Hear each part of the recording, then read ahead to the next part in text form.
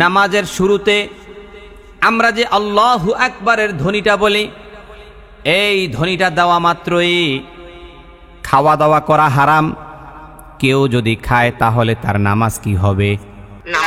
এই তাকবীর দিলে হাঁটা চলা করা হারাম। কেউ যদি এই তাকবীর দিয়া নামাজটা শুরু করে হাঁটাহাঁটি করে তাহলে তার নামাজ হবে না। এই তাকবীর দিয়া যদি কেউ কথা বলে, ভাই কেমন আছেন, ভালো আছেননি, তাহলে তার নামাজ হবে না।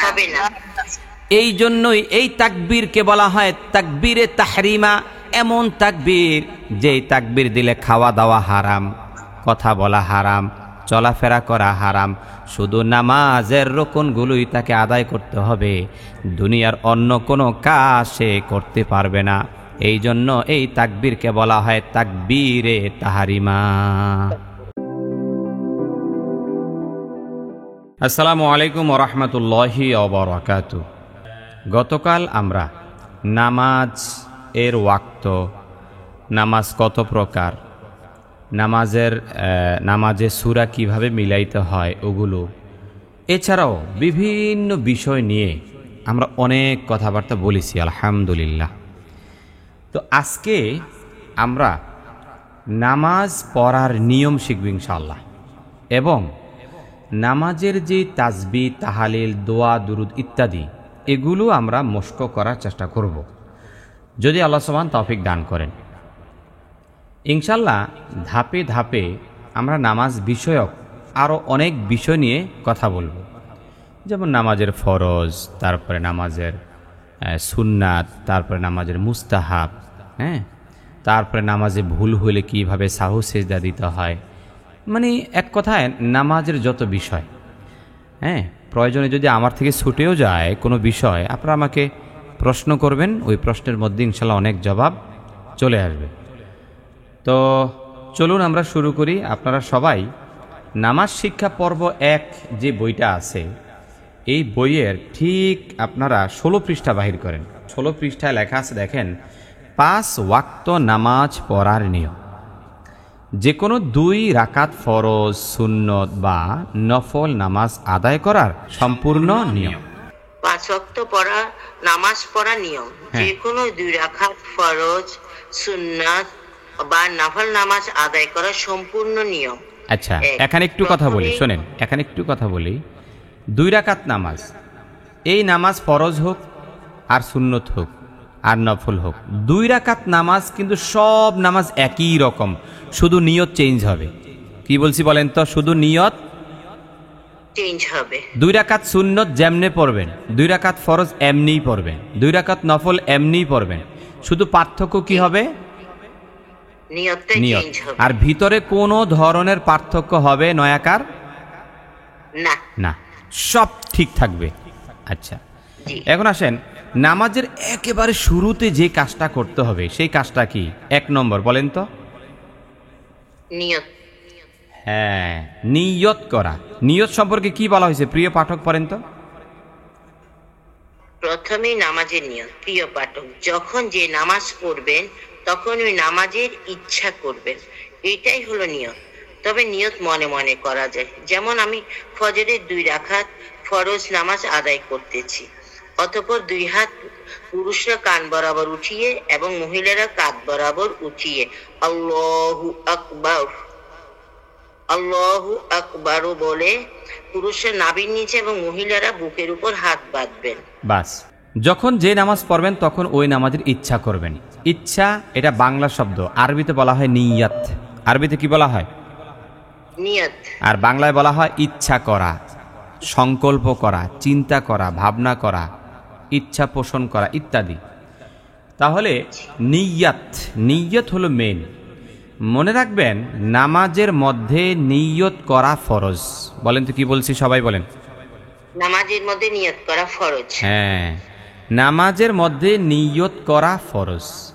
আচ্ছা, একজনে নামাজ পড়ছে, বাট সে কি নামাজ পড়ছে তা জানে না। সে কি সুন্নত পড়লো না নফল পড়লো না ফরজ পড়লো, সেই ক্ষেত্রে তার কোনো চিন্তা ছিল না অথবা নিয়ত ছিল না। এখন আপনারা বলেন তো, নামাজ হবে? হবে না। আমরা গতকাল একটা মূলনীতি শিখছিলাম, মনে আছে সবাই? জি হুজুর। হ্যাঁ, মূলনীতিটা কি ছিল? মূলনীতি ছিল যদি নামাজে ফরজ ছুটে যায় তাহলে তার নামাজ হয় না। আমি ফজরের 2 রাকাত ফরজ নামাজ আদায় করেছি, জাস্ট একটা এক্সাম্পল, অথবা আমি জোহরের 4 রাকাত ফরজ আদায় করে দিছি, আমি আসরের 4 রাকাত ফরজ আদায় করে দিছি, আমি মাগরিবের 3 রাকাত ফরজ, মানে যখন যেটা পড়বেন তখন নিয়ত করবেন, এরাদা করবেন, চিন্তা করবেন, বাংলায় হোক, ইংলিশে হোক, আরবিতে হোক, যেমনে হোক এমনি নামাজ কিন্তু হয়ে যাবে। কি একজনে ইংলিশে নিয়ত করছে, মানে ইংরেজিতে নিয়ত পড়ছে, তাহলে হবে না? একজনে মনে করেন যে বাংলায় নিয়ত করছে, হবে না? হবে। আবার একজনে আরবিতে বলছে নাওয়াইতু আন উসাল্লি লিল্লাহি তাআলা রাকাতাই সলাতিল ফাজরে সুন্নাতু রাসূলিল্লাহি তাআলা মুতাওয়াজ্জিহান লিজাতিল কাবাতি শরীফাতি আল্লাহু আকবার, হবে না? হবে। তো নিয়ত নিয়েও দেখবেন আমাদের দেশের আলেমরা খুব ধাক্কাধাক্কি করে। দেখবেন ইউটিউব খুললেই দেখবেন এই আলেম ওই আলেমরা বলতেছে নিয়ত করা বেদাত, একজনে বলতেছে নিয়ত করতে হবে, আরেকজন বলছে নিয়ত না করলে হবে। এই মানে খুব ধাক্কাধাক্কি আছে না নাই? হ্যাঁ, শোনেন, এটার সমাধান একেবারেই সহজ। নিয়ত হইল মনের ইচ্ছা। মনে কেউ যদি মুখে মুখে নিয়ত নাও বলে, মনে যদি সংকল্প থাকে তাইলেও তার নামাজ কি হয়ে যাবে। আচ্ছা, এখন যদি কেউ মুখে মুখে বলে তাহলে কি কোনো ক্ষতি আছে? নাই। কেউ মনে করে আরবিতে নিয়ত করলো, ক্ষতি নাই। কেউ বাংলায় বললো, ক্ষতি নাই। কেউ ইংরেজিতে বললো, ক্ষতি নাই। তো শুধু শুধু আমরা এই ছোটখাটো সামথিং বিষয়গুলো নিয়ে আমরা দ্বন্দ্ব করি, মারামারি করি, এগুলোতে আমরা যাব না ইনশাআল্লাহ। আচ্ছা, এখন আসেন, পুরুষরা কান বরাবর হাত তুলবেন আর মহিলারা কাঁধ বরাবর হাত তুলবেন। যেহেতু আপনারা মহিলা মানুষ, তো আপনারা কাঁধ বরাবর হাত তুলবেন এবং বুকের উপর হাত বাঁধবেন। বাম হাত থাকবে নিচে আর ডান হাত থাকবে বুকুর উপরে, মানে হাতের উপরে হাত রাখবেন, জাস্ট কিন্তু ধরবেন না। পুরুষরা যেই রকম কবজির মধ্যে টাইট করে ধরে, আঙ্গুল দিয়ে পেঁচায়া ধরে, ওই রকম মহিলারা ধরবে না। ওরা জাস্ট বুকের উপরে বাম হাত আগে রাখবে, ডান হাতটা উপরে সোজা করে দিয়া রাখবে। কি বুঝতে পারছেন? আচ্ছা, যখন আপনি কাঁধ বরাবর হাত তুলবেন তখন আপনি একটা ধ্বনি দিবেন। এই ধ্বনিটা হলো আল্লাহু আকবার। বলেন সবাই, আল্লাহু আকবার। আল্লাহু আকবারের প্রথম যে ধ্বনিটা আমরা দেই, এই ধ্বনিটা হলো ফরজ। বলেন সবাই, কি বলছি?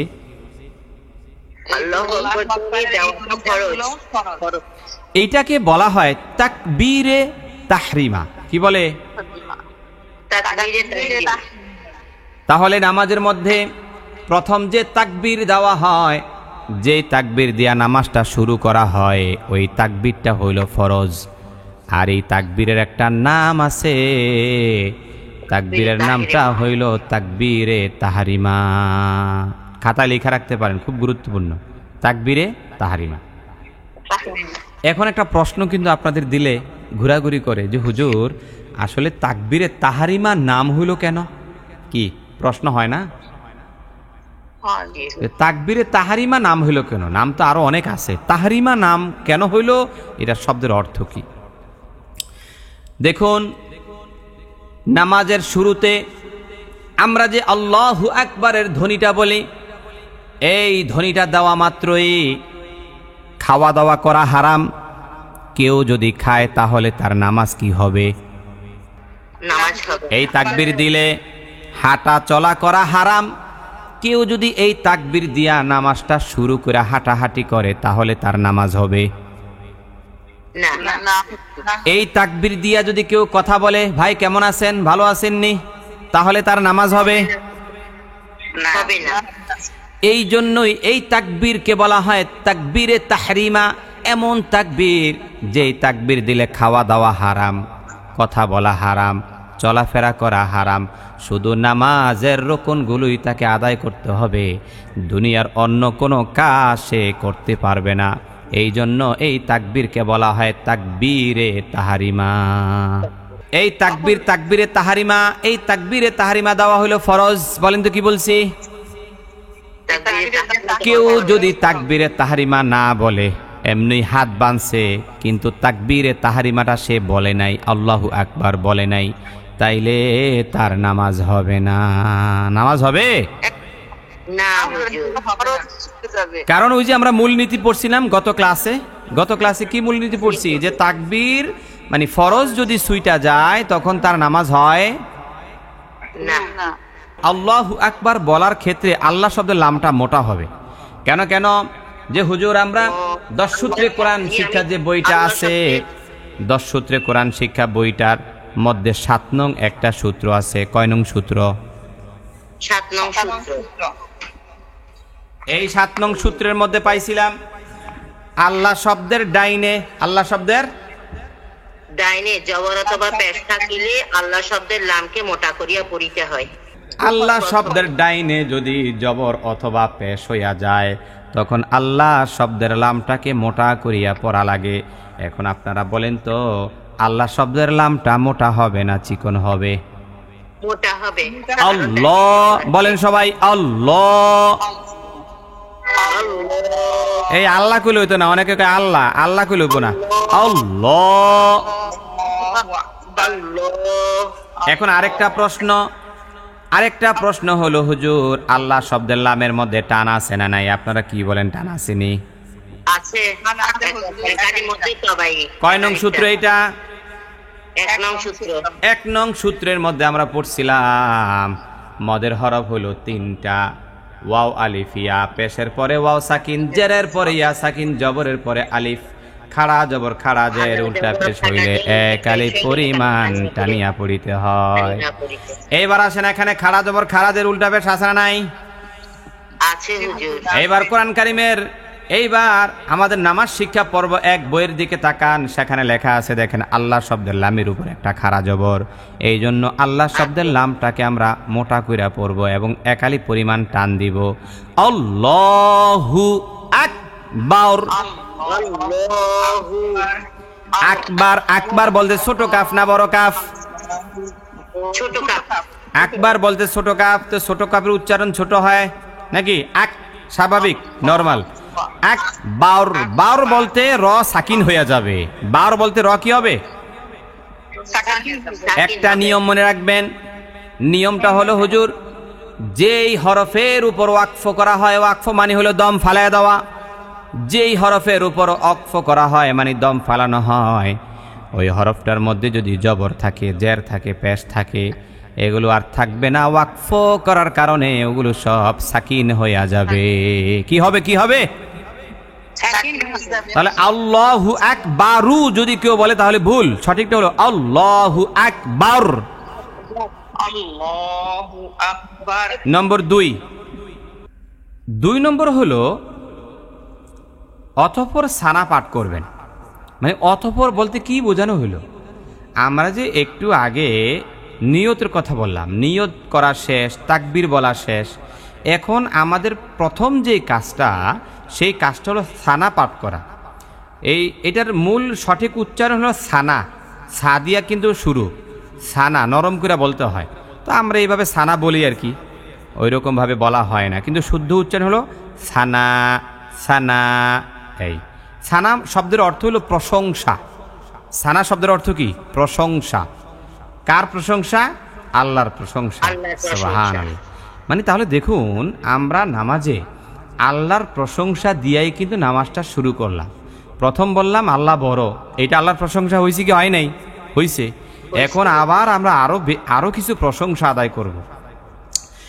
সুবহানাকাল্লাহুম্মা ওয়া বিহামদিকা ওয়া তাবারাকাসমুকা ওয়া তাআলা জাদ্দুকা ওয়া লা ইলাহা গায়রুক। এবার আসেন ফরিদা কই? ফরিদা মাইক্রোফোনটা অন করেন। ফরিদা বলেন সোবের মধ্যে কোন নিয়ম? কলকলা। হ্যাঁ, সোবের মধ্যে কলকলা। এটা যে কলকলা কেমনে বুঝলেন?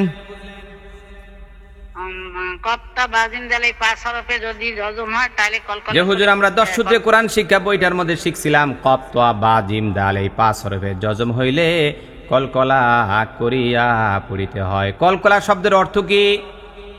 প্রতিধ্বনি। হ্যাঁ, প্রতিধ্বনি, রিপিট আওয়াজ। হায়ের মধ্যে কোন নিয়ম? মধ্যে তবাই এক আলিফ টান। কিভাবে বুঝলেন? জবরের পরে আলিফ, যে হুজুর 1 নং সূত্রের মধ্যে আছে পেশের পরে ওয়াও সাকিন, জেরের পরে ইয়া সাকিন, জবরের পরে আলিফ। এই জন্য যত জায়গায় জবরের পরে আলিফ দেখবেন তত জায়গায় কত আলিফ পরিমাণ টান দিবেন? 1 আলিফ পরিমাণ। আই হুত্তি চাপ দিয়া বলতে হবে। হ্যাঁ, সুবহানাকাল্লাহুম্মা কাল্লাহ। এই দেখেন এখানে অনেকে ভুল করে, অনেকে বলে সুবহানাকা আল্লাহুম্মা, এটা ভুল। সুবহানাকা আল্লাহুম্মা পড়বেন না, এই কাফ যাইয়া ডাইরেক্ট লামটাকে ধরছে। কাফ লাম জবর কাল, কাফ লাম জবর কি হইছে? কাফ লাম জবর কাল। সুবহানাকাল্লাহ, লাম মোটা করবেন না চিকন করবেন? মোটা। এটা কিন্তু আল্লাহ শব্দের লাম, এটা সাধারণ কোনো লাম না, এটা আল্লাহ শব্দের লাম। আল্লাহ শব্দের, হ্যাঁ, আল্লাহ শব্দের লামের ডাইনে জবর আসছে, এই জন্য আল্লাহ শব্দের লামটা কি হয়ে যাবে? মোটা হবে। কয় নং সূত্রে আছে এটা? এটা 7 নং সূত্রের একদম পহেলা। আল্লাহ শব্দের ডাইনে জবর বা পেশ হইলে আল্লাহ শব্দের লাম কি হয়ে যায়? মোটা হয়ে যায়। সুবহানাকাল্লাহ, লামের মধ্যে টান আছে না নাই? আছে, খাড়া জবর। 1 নং সূত্রের নিচের দিকে তাকাইলে দেখা যায় খাড়া জবর খাড়া জবর উল্টা পেশ হইলে 1 আলিফ টানিয়ে পড়তে হয়। সুবহানাকাল্লাহুম্মা, হুম্মার মধ্যে কোন নিয়ম? হুম্মা ওয়াজিব গুন্না। হ্যাঁ, হরকতের বামে। হরকতের বামে নুনে বা মিমে তাসদীদ হইলে ওয়াজিব গুন্না করিয়ে পড়তে হয়। ফাহিমা কই? ফাহিমা জি হুজুর আছি। ওয়া বিহামদিকা কোন নিয়ম? হুজুর ওয়া হরকত, বি হরকত, হাম মিম সাকিনের ইজহার। ওয়া বিহামদিকা মিম সাকিনের ইজহার, কারণ মিম সাকিনের পরে বাও নাই, মিম বাও নাই, মিম নাই, গুন্নাও নাই। কয় নং সূত্র? এটা হুজুর 10 নং সূত্র। 10 নং সূত্রের মধ্যে আছে হুজুর মিম সাকিনের পরে যদি মিম আইসা যায় তখন ইদগাম হইয়া যায়, আর মিম সাকিনের পরে যদি বা আইসা যায় তখন ইকফার গুন্না হইয়া যায়। মানে মিম সাকিনের পরে বা অথবা মিম আসলে গুন্না হয়, আর মিম সাকিনের পরে যদি বা আর মিম না থাকে তখন ইজহার হইয়া যায়। তাহলে এখানে ইজহার হইছে, কি হইছে? জি হুজুর, ইজহার হয়ে গেছে। কোনো গুন্না হয় নাই, কোনো গুন্না গুন্না হয় নাই। হাম বিহামদিকা, আর সবটা মিলাইয়া হরকত, সবটা মিলাইয়া কি? হরকত। ওয়াতাবা, বায়ের মধ্যে কি? বায়ের মধ্যে হুজুর 1 আলিফ টান তবাই, কারণ জবরের পরে আলিফ আছে না নাই? জি হুজুর, জবরের পরে আলিফ আসছে, এইজন্য 1 আলিফ টান হয়ে। কারণ আমরা 1 নং সূত্রের মধ্যে পাইছিলাম জবরের পরে আলিফ যত জায়গা দেখবেন তত জায়গায় 1 আলিফ পরিমাণ টান হবে। ওয়াতাবা, র মোটা করবেন না চিকন করবেন? র মোটা হবে হুজুর। যে হুজুর আমরা 7 নং সূত্রের মধ্যে পাইছিলাম র এর উপর জবর বা পেশ হইলে র কি হইয়া যায়? রকে মোটা করে পড়তে। ওয়াতাবারাকাসমুকা, কাসমুকা এটা হরকত, ঠিক না? জি হুজুর। ওয়াতা আয়ের মধ্যে কত আলিফ পরিমাণ টান? 1 আলিফ টান। কিভাবে বুঝলেন? জবরের পরে আলিফ। যে হুজুর 1 নং সূত্রের মধ্যে আছে জবরের পরে আলিফ, যত জায়গায় জবরের পরে আলিফ দেখবো তত জায়গায় 1 আলিফ পরিমাণ টান হয়ে যাবে। কত আলিফ? 1 আলিফ। ওয়াতাআলা, লায়ের মধ্যে টান আছে না নাই? আছে, 1 আলিফ টান। কারণ খারা জবর খারাজের উল্টা পেশ হইলে 1 আলিফ টানে পড়তে হয়। ওয়াতাআলা জাদ্দুকা, জাদ্দুকা কোন নিয়ম? হরকত। যে ওয়ালা আলামের মধ্যে কোন নিয়ম? আল্লাহ 3 আলিফ টান। এটা 3 আলিফ পরিমাণ টান, কিভাবে বুঝলেন? ওদের হবে পিছন শব্দে লম্বা হামজা হইলে 3 আলিফ টানে পড়তে হয়। মাশাআল্লাহ, এটা কয় নং সূত্র? 2 নং। 2 নং। এটা হচ্ছে 2 নং সূত্র। 2 নং সূত্রের মধ্যে আছে এটা হলো 3 আলিফ পরিমাণটার মধ্যে মুনফাসিল। ওয়ালা ইলা, লায়ের মধ্যে খারা জবর কত আলিফ পরিমাণ টান? এটা হলো 1 আলিফ তবাই। ইলাহা গায়রুক, গয়ের মধ্যে কোন নিয়ম? গায়ের মধ্যে হলো জবরের দুই। জবরের বাম পাশে জজমলা ইয়া লিনের হরফ। লিনের হরফ। লিনের হরফ হইলে তাড়াতাড়ি নাকি আস্তে আস্তে? তাড়াতাড়ি করে। গায়রুক, রুকের মধ্যে কোন নিয়ম? রূপ এই তো মাশাআল্লাহ। সুবহানাকাল্লাহুম্মা,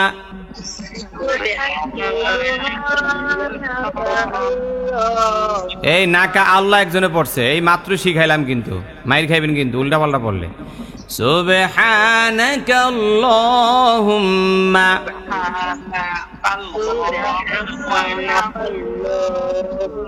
ওয়া বিহামদিকা ওয়া তাবারাকাসমুকা ওয়া তাআলা জাদ্দুকা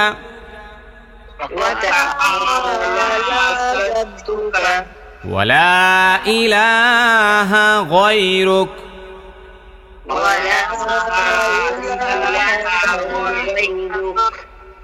আচ্ছা, আরেকবার পড়াবো। সুবহানাকাল্লাহুম্মা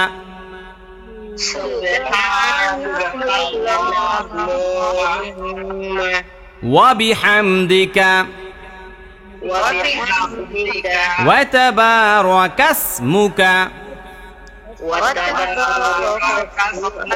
ওয়া তাআলা জাদ্দুকা ওয়ালা ইলাহা গায়রুক।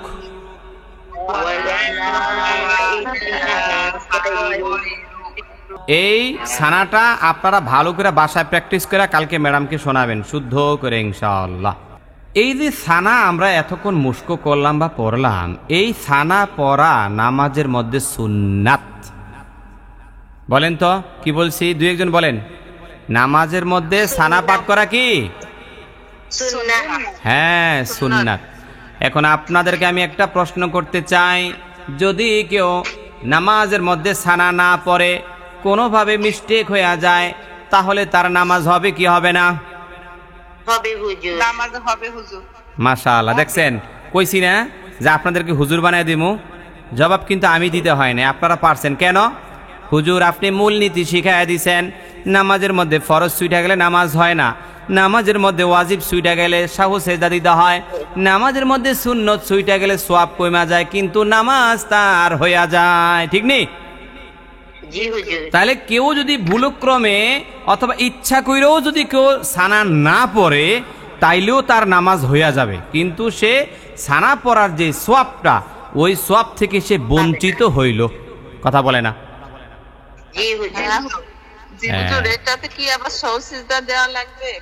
না না না না না, সাহু সিজদা শুধুমাত্র ওয়াজিব তরক হইলে। নামাজের ওয়াজিব 14টা, আমরা ইনশাআল্লাহ ধারাবাহিকভাবে আলোচনা করব, তবে আপনাদের একটু ধৈর্য ধারণ করা লাগবে ইনশাআল্লাহ।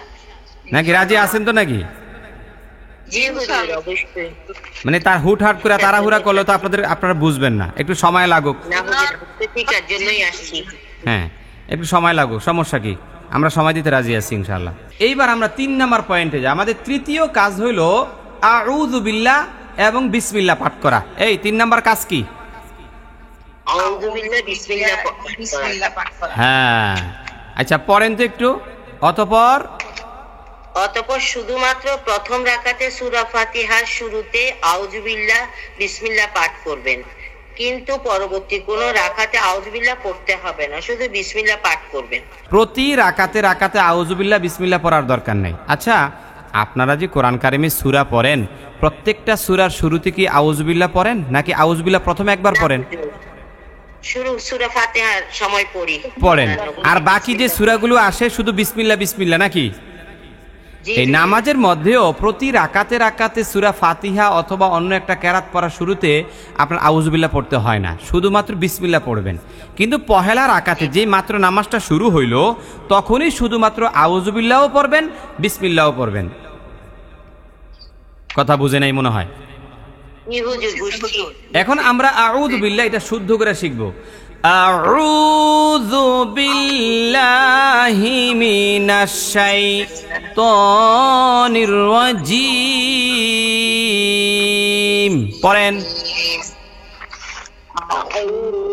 বিল্লাহি মিনাশ শাইতানির রাজিম। বলি রাশিদা খাতুন বলেন তো আউ কোন নিয়ম? এটা হচ্ছে পেশের পরে ওয়া সাকিন একালিপ টান। পেশের পরে ওয়াও সাকিন হইলে কত আর এই পরিমাণ টানা লাগে? একালিপ এটা কোথায় আপনি পাইছেন? এক নং সূত্রে পেশের পরে ওয়াও সাকিন, জেরের পরে ইয়া সাকিন, জবরের পরে আলিফ আছে না নাই? আছে। আউযু, জাল কি নরম হবে নাকি শক্ত হবে? নরম হবে। আউযু বিল্লাহ, বিল্লাহর মধ্যে কোন নিয়ম? আল্লাহ শব্দের ডানে যদি জের থাকে তাহলে ওই আল্লাহ শব্দের লামকে পাতলা বা চিকন করে পড়িতে হয়। আল্লাহ শব্দের ডাইনে জের, এটা আমরা 7 নং সূত্রের মধ্যে পাওয়া যাব। আল্লাহ শব্দের ডাইনে যদি জের থাকে তখন আল্লাহ শব্দের লামটাকে চিকন করিয়া পড়িতে হয়, ঠিক কিনা বলেন? জি। তাহলে আউযু বিল্লাহ, লায়ের মধ্যে টান আছে না নাই? আছে মধ্যে তো ভাই, কারণ 1 নং সূত্রের মধ্যে শিখছিলাম খাড়া জবর খাড়াজের উল্টা বেশ হইলে একালিপটা নিয়ে পড়িতে হবে। বিল্লাহি মিনাশ, মিনাশ, মিনাশের মধ্যে কোন নিয়ম? মিনাশ হরকত, হরকত। মিনাশ শাই, শাইয়ের মধ্যে কোন নিয়ম? জি, এটা হলো হরফিলিন। এইটা হলো হরফিলিন, কারণ আমরা 4 নং সূত্রের মধ্যে শিখছিলাম জবরের বাম পাশে জজমলা ওয়াও অথবা জবরের বাম পাশে জজমলা ইয়া। লিনের হরফ হইলে তাড়াতাড়ি করিয়া পড়িতে হয়। শাই, শাইয়ের মধ্যে কোনটা নাই? শাই ত, ত এর মধ্যে টান আছে না নাই? তারপর একালিপ টান মধ্যে তো ভাই 1 নং সূত্রে, কারণ জবরের পরে আলিফ আছে না নাই? জবরের পরে আলিফ। হ্যাঁ, শাইতানির রাজিম, রয়ের মধ্যে জবর আছে, এই জন্য রটা কি হয়ে যাবে? রমুটা। আর জিম, জিমের মধ্যে কি হবে? মধ্যে আরজি। মধ্যে আরজি কিভাবে বুঝলেন? ওয়াকফ করছি আমরা এখানে, জিম জেরের পরে যে হুজুর মদের হরফের পরের হরফে ওয়াকফ হইলে এটা কয় নং সূত্র? 3 নং সূত্র। 3 নং সূত্র। আউযু বিল্লাহি মিনাশ শাইতানির রাজিম। পড়েন। আউযু বিল্লাহি মিনাশ শাইতানির রাজিম। নির্রাজিম।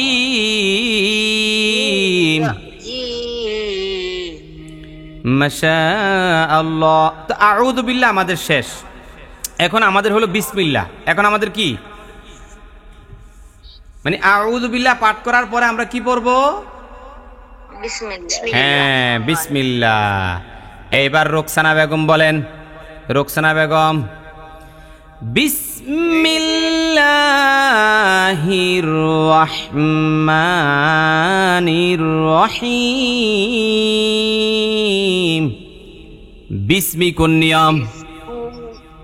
বিস হরকত। বিসমি এটা হলো হরকত। আর বিসমিল্লাহ আল্লাহ শব্দের লাম মোটা হবে না চিকন হবে? হুজুর চিকন হবে। কেন কেন? যে হুজুর জেরের পরে যদি আল্লাহ শব্দের ডানে যদি জের থাকে তাহলে চিকন বা পাতলা করে পড়তে হবে। যে হুজুর 7 নং সূত্রের মধ্যে আমরা শিখছিলাম আল্লাহ শব্দের ডাইনে যদি জের থাকে তখন আল্লাহ শব্দের লামটাকে চিকন কইরা পড়তে বিসমিল্লাহ। লামের মধ্যে টান আছে না নাই? হুজুর টান আছে, একালিপ টান আছে। কারণ হুজুর 1 নং সূত্রের মধ্যে আমরা পাইছিলাম জবরের পরে 1 নং সূত্রের মধ্যে আমরা পাইছি খাড়া জবর খাড়াজের উল্টা বেশ হইলে একালিপ টান নিয়ে পড়তে হবে। বিসমিল্লাহির, হির এই হায়ের নাম কি? হায় হাওয়া। মাশাআল্লাহ। সালেহা বনশ্রী, বিসমিল্লাহির এখানে রটা কি হবে? মোটা হয়ে যাবে, কারণ রয়ের উপরে জবর আছে না নাই? হির রহ মা, মায়ের মধ্যে কোন নিয়ম? কারণ 1 নং সূত্রে আছে খাড়া জবর খাড়াজের উল্টা বেশ হলে একালে পরিমাণটা নিয়ে পড়িতে হয়। বিসমিল্লাহির রহমানির রহিম। নির র, এই র মোটা হবে। রহিম, এই হিমের মধ্যে কোন নিয়ম?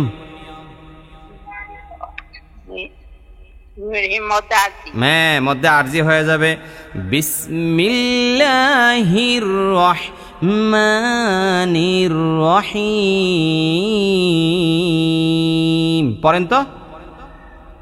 বিসমিল্লাহির রহমানির রহিম। রহিম।